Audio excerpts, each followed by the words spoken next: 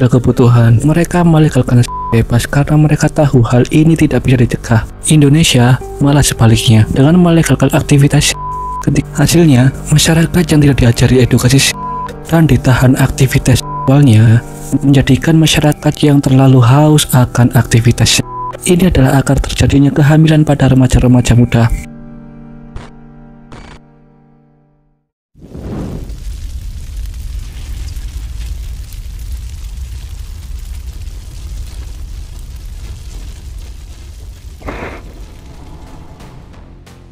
Apakah perlahan Indonesia akan menjadi negara yang membebaskan bebas seperti negara-negara barat? Bisa jadi iya. Indonesia dalam pemerintahan dan kenegaraan tidak bisa lepas dari pengaruh keagamaan.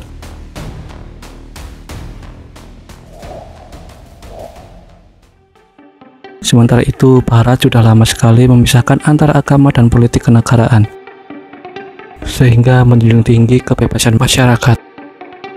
Jadi jangan heran LGBT maupun ateis tumbuh subur di negara-negara seperti itu. Yang penting tidak kriminal dan melanggar undang-undang.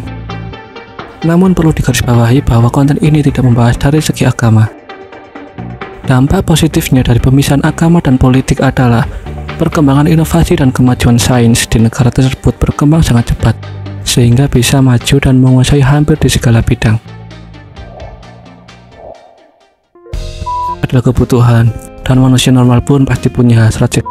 Ini sudah melekat pada DNA kita sejak zaman dulu. Memang pria memiliki hasrat seks, tapi bukan berarti wanita tidak memiliki. Berbeda dengan hewan yang melakukan seks karena ingin mempertahankan keturunan, manusia melakukan seks karena kesenangan atau melepas hormon bahagia. Ini karena evolusi dari manusia itu sendiri. Yang menjadikan ini masalah besar karena angka kelahiran yang tak terkendali. Lalu bagaimana solusinya mengatasi ini? Kita cek negara barat. Mereka melegalkan bebas karena mereka tahu hal ini tidak bisa dicegah.